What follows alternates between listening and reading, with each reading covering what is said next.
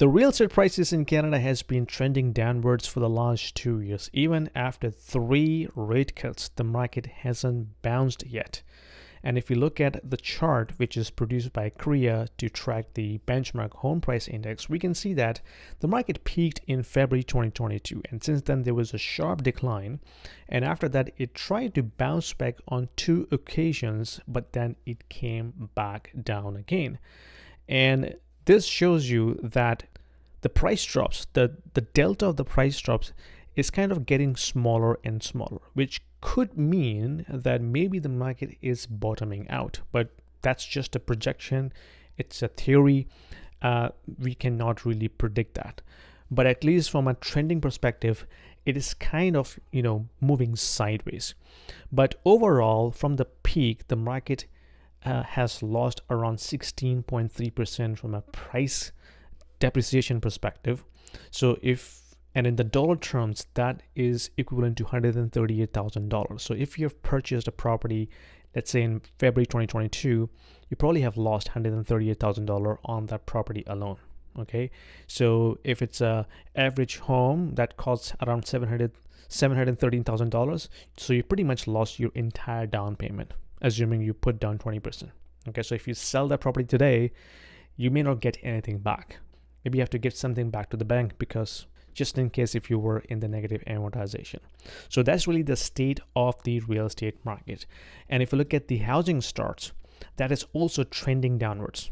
Okay, so we saw a big sharp increase in 2020, 2021, but then the housing starts has been trending downwards, and it's now also moving sideways. That's another metrics that people can say that because the housing start is slowing down, which means in the future we may not have enough inventory, which may also provide support to the house price.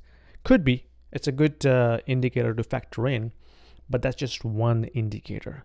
I think we have to look from the demand side of the equation as well. So if you look at RBC's study that was published today, they're actually telling us that the fear of getting those $900 billion mortgages being renewed in the next 3 years or 2 years, you know what, that may not be a big issue, because now we're seeing the rates are coming down. Bank of Canada is cutting rates, which means the variable interest rate mortgages will become cheaper at some point. If you look at the bond market, 2-year treasury bond yield, 5-year Canadian bond yield, they both are trending downwards. So they are way lower than what it used to be almost a year and a half ago, right? So that tells you that the fixed mortgage products will also be available at a much lower rate as it was available, let's say, a year ago. So we may be able to see, let's say, 3.5 or low 3% interest rate being offered on the fixed rate mortgages products. But again, this is all projection. Anything could change on a dime. We never know. But the worry thing is basically the unemployment. Okay, so this chart that was published by RBC again, that shows you the cross section between the job openings and the unemployment.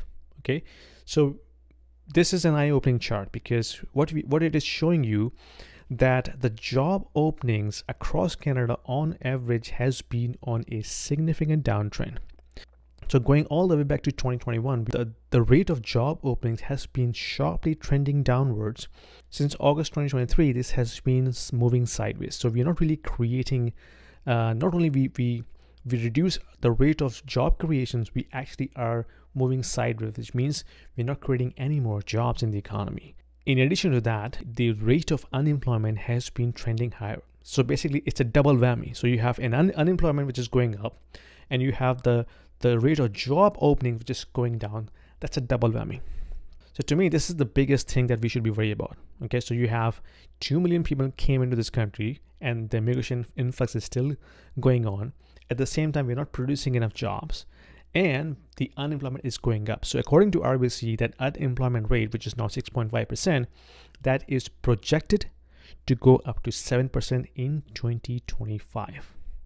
Okay, so this is the thing that can determine what we are heading with regards to economy and housing. Because if I have no confidence that I will keep my job next month, there is no chance I will be buying real estate properties. Okay, forget about that. So the confidence has to have in the job market. Plus, the buyer sentiment has to be positive. Right now, it's totally negative. Nobody is looking to buy real estate properties because everybody is worrying about the economy, job security, and the overall sentiment is not really driving the market forward. At some point, the market will come back. Okay, this is not a doom and gloom. Okay, at some point, when the rates are, affordable, when the prices are affordable as per the household income, at some point the market will come back. But when, we don't know. I think we have to wait when the situation about the job security, the unemployment, the economy, and the rates become somewhat affordable, that can attract capital in the market. But until then, I think we will see further deterioration in these statistics, and I think this will continue, let's say, in 2025 as well. Anyway, you let me know what you think about that. Put your comments down below. Let me know what are you thinking about the economy, the housing market, the job market. Share your stories with me in the comment section. And if you like this video, give me a thumbs up, subscribe, and I'll see you in my next video.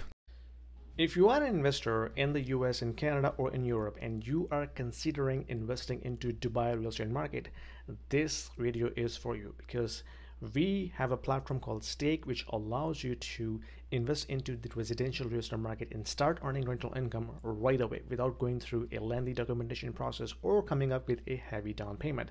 Stake is built upon the concept of crowdfunding. So it is democratizing the entire investment strategy and allows you to own a single unit of the entire investment portfolio.